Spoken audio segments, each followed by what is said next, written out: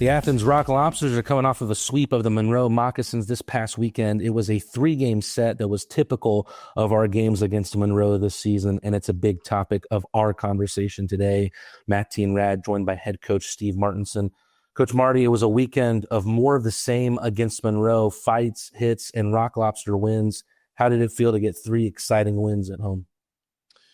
Well, we're playing. They're playing for the playoffs, and we're playing for first place. So both teams have a lot on the go. So it was a competitive weekend and close games. It was good to be on top. First, we'll look at Saturday's game because we talked about Friday in our last talk on Saturday morning. One of the storybook moments of our season, I think. Malik takes a nasty knock and is down on the ice for a while, helped to the bench, and then helped to the locker room in the first period. Later on that period, Malik comes back to a big cheer on the ice, scores the equalizing goal, and then the game winner. How much does his resilience and determination to get back on the ice after such a tough moment speak to his character as an individual and then the team's mindset as a whole this season? Well, I mean, Malik's a tough guy, and I think he was worried about, I didn't speak to him exactly how it felt, but that's why it's a match. It should have been a match penalty. I mean, he not only did he stick his leg out, he kicked him. And how they missed that call, how they don't get that right, it's kind of beyond me, but he sticks his leg out, whips it forward, and that's a really dangerous play, and it's a dirty play, and we're just lucky we didn't lose a player for the rest of the season. I thought another interesting storyline was that Houston Wilson was more than willing to play the part of villain on our ice. We talked about Houston on Saturday morning, and the team had a chance to sign him earlier on, but the interactions between him and his former Pensacola roommate, Garrett, Milan, and also his former teammate, Malik, it looked like from the outside that those three weren't necessarily fast friends. Can you talk about the complexities of this game and how sometimes your old buddies are who you want to play the hardest against? Yeah, I'm not so sure they're not friends. But he's not. When I was looking at him, I was just, it wasn't like I was looking at him as a key component. He was a depth guy that I was looking at, but the deal wasn't fell through. But he was never one of the top guys in Pensacola, like our guys. So. I just looked at him as, as Monroe is desperate to they signed another player from, I understand, from Macon today. So, they've got to win. They've got to win out really to make the playoffs. So, and they got to come here and play us 3 more times, and we want those games. So, the series, there's been some dirty stuff in the series. We had an elbow, that I think it was Coke that elbowed Coach that elbowed Garcia right in the jaw. And when you slow it down, it's hard to see, but he turns and swings his arm out. And, when you slow it down, you can see it. But they missed that one too. So kind of frustrating when you lose players to injuries. And like I said, we didn't lose Malik. He came back and he was motivated and had a great series. There's elements of the all-time series so far against Monroe that we'll talk about in a little bit. But, you have those 2 losses against Blue Ridge last week where you had opportunities to get back into the game and it just didn't happen. How did it feel to not only bounce back with those 3 wins, but to have 2 of those 3 wins feel like they really came against the odds against Monroe? Well, did we talk about the 86 shots and the 26 missing the net? I think we talked about that. We did. Get shut out and we didn't shoot the puck very good. So, we were shooting the puck better. Malik was really, he couple of beautiful shots, top shelf. So, that was the difference. Obviously, we were shooting the puck better and getting scoring from not all 3 lines, but, getting a lot of scoring from obviously from Malik and Garrett. So, those guys stepped up in a big game, and now I put the lines back. I put Malik with Garrett just because I know they take cheap shots at Garrett, so that's why I kind of put that back together. But I put the lines back, for normal for this weekend. So you go into that Sunday afternoon game, and you're able to get what was the first 1-0 lead you had of the series. Kayson Gallant makes the Moccasins pay with his speed after a defensive lapse from Seth Bacon. You've let us in on some of the qualities that you look for in your players, but how crucial is speed and pace to how you want to play the game as a coach?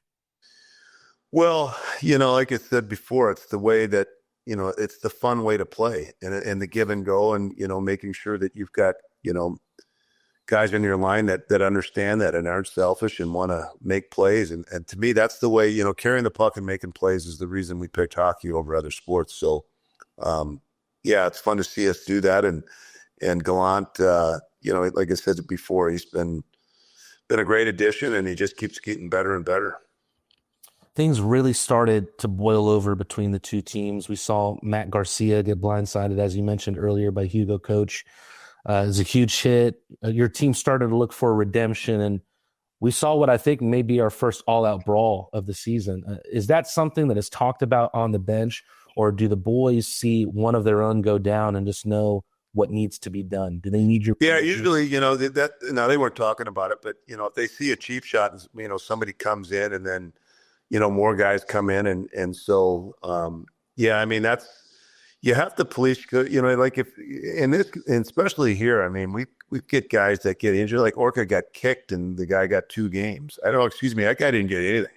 But the guy that jumped Milan and like I said it before, I've never seen anything like that. And he got 2 games. So that's why you got to have guys in your lineup that will police things themselves because, what do we care if a guy gets 2 or even 5 games? But if he injures Milan because he is allowed to go out and, jump him and punch him. And so, unfortunately, some of our tough guys are, and one's in Monroe, one's in Cincinnati and one's in South Carolina. So I'll be kind of looking a little bit more as the guys become available from college and junior. So we might add one more forward. We can actually add 5 guys from junior and college, and we don't have to cut anybody. They don't count against the roster. So, we've got 2 defensemen coming in now and meeting us. One of them is getting in town today, and another defenseman meeting us tomorrow. So even though we had a couple of guys get hurt, we're getting a couple of guys back, a couple of new guys in. Going to be interesting to see how the playoff roster takes shape. That game on Sunday, it started with a power play for Athens. If I understand the rule correctly, there's a rule that the horn sounds during warmups, and that's a 1-minute warning to get off the ice. If you don't get off, that's a penalty. And it just seems like an easy thing to control. And yet that's not the first time we've seen that this season. Why does this kind of stuff happen? It's mind-boggling to me. It's just mind-boggling why players wouldn't do that. And, why you would have to have a penalty to enforce it. That doesn't really make a lot of sense to me either, but it's something that they do. If a guy's off, some people like to be the last guy to get off the ice, and it's a superstitious thing. So, they're probably watching, and we've got guys going off. I don't go out and watch that part of it, but I haven't really noticed, but I'm assuming we may have a couple of guys that go off right at the end. And, some guys, to me, it's a dumb superstition. I'm okay with, the penalty because, to get off the ice, but I don't really think we need to have a penalty for that, but hell, I'll take it. I would be really, really mad. I could tell that coach was not very happy that, whoever their player was, I thought it was number 6, but then he put a different guy in the box. But I think it's because they wanted that guy coming out of the box and he wasn't killing penalties. I don't think I've seen such a high percentage of a team's shots happen in one period. The Moccasins had 23 of their 38 shots on Sunday in the third period. How do you feel the team handled that late barrage, and what adjustments did you make to prevent them from capitalizing on those opportunities to tie the game? Well, so by that point, we only had 3 defensemen in the lineup, and we had a forward playing D, and I thought Demke did a great job playing defense. He's been practicing at D, and I thought, it was great that we were, he was in there. But, normally we're not going to be sitting back and playing that defensive of a game. But with the lineup that we had left, we just kind of had to be careful. So, it's not my favorite way to end up a series. But one of the things that Willie is now kind of on his A game again. He started out a little bit slow because he hadn't been playing. And it's tough to be, it's tough to be a goalie and not play and then be sharp. And he wasn't even practicing at times, so he was getting pretty frustrated. So I think we saw, the real Willie on Sunday and what he's capable of doing too. So that was a big bonus. I know he's someone that you've already touched on twice in our last two talks, and you just talked on him there. But, Dion, not naturally a D-man. He hasn't had a ton of minutes this season, but he puts in a massive effort at the blue line in this past weekend. Talk about his ability to stay focused on the season as a whole and then come in and plug a spot where you need him, where he doesn't feel naturally comfortable, maybe. Well, I think you maybe talk to Dean about that. I mean, I just know that Dean's a hardworking guy. He's in really good shape, and he's got a great attitude. And yeah, he hasn't had much opportunity this year, and he gets some opportunity at defense and steps up. And that game he was playing more and more. He played, he didn't play as much Friday night. Saturday we played him more, and then Sunday obviously he was playing a regular shift. And then by the time the third period, he was, he was just as if he'd been back there all year. So it's a good plus because, especially now at the end of the year and we got a bunch of games coming up, you never know. I mean, we didn't get any injuries all year and all of a sudden we got a whole bunch in the last, few weeks. But the one common denominator is we're playing a lot of games. Well, it feels like there's maybe another common denominator from the past weekend. And maybe I shouldn't ask this question, Coach, but I don't think it's any secret. I mean, for the boys, the fans, for you, is Monroe an easy team to hate? Yeah, I think so. I mean, some of the guys that do the dirtiest stuff don't fight and don't really back up what they do. So, then they get a couple of guys that they'll bring in to kind of over, be the guy that, was going to cover for him. But, yeah, they got some Europeans too. It was the European that kicked Orca. And I thought that was, he kicked him. I mean, there's nobody that can look at that and tell me he didn't kick him. And did he mean it, cut him open the way he did? Probably not, but it was just really irresponsible play. So, I'm not in love with those guys and we'll get them, we get them 3 more games and we just got to make sure we're ready to go. A little bit of personnel news coming into the weekend. There's been a trade for the organization. Brandon Reller has been sent to the Blue Ridge Bobcats in exchange for Belarusian D-man Timur Gavrilovich. You have some forward depth, and we have a couple of defensemen down with Knox. Is that why you feel like this is a deal you needed to make?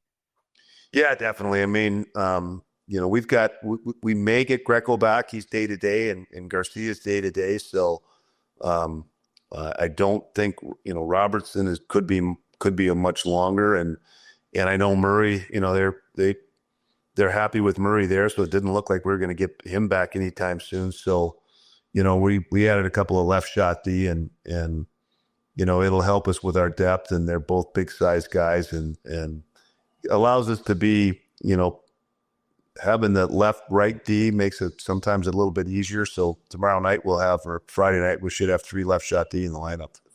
First time all year. It's going to be cool to see how Timur fares in his first weekend as a Rock Lobster.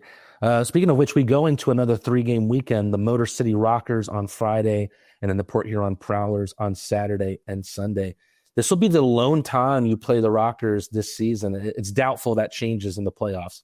They've won only 1 of their last 10, but does that lack of familiarity, along with the fact that you will only play them once, the fact that you have to only scout this team for 1 game, make them somewhat a difficult team to prepare for? Not really. I mean, I'll be able to watch a lot of video. I haven't watched the video yet, but we have too many transactions going on and having to find players. So I will look at their video for tomorrow while I'm traveling. I'll be looking at what they're playing and their style of play. But we really just do a few things that my phone's moving around. We'll do a few different things that, depending on what they do and, something I don't really talk about, but we'll be ready for them. Last question for me, Coach. You're going into a weekend where you could potentially clinch a playoff spot. And with that being the case, you're going against 2 teams in the Empire Division. A lot has been made about the Empire Division this year and that it might be a weaker set of teams in comparison to the Continental. Do you believe that, or would you rather be playing continental teams at this point to sharpen iron before the playoffs? Yeah, we're still a long ways from the playoffs. I'm not worried about that. I'm just really concerned with our team and getting our third line scoring again, getting the new D, up to speed, getting guys back. So I really don't spend any time thinking about, I look for a couple things that they do, their set breakouts, what they do in the neutral zone, if they're doing a 1-2-2 or 2-1-2 and, those system things. But we played Graham, or we played Port Huron already, so I already know about them. The big focus on me is just getting, not on me, the focus with me is just making sure we got everybody, playing up their ability and trying to make sure that by the time playoffs come, you're doing everything the way you want the team to be doing and the way, each player and as a group. So still working on that and just getting everybody going and up to what they're all capable of doing. Coach Marty and the Athens Rock Lobsters heading up to Michigan for a 3-game set. Coach, good luck this weekend. Thanks, Matteen.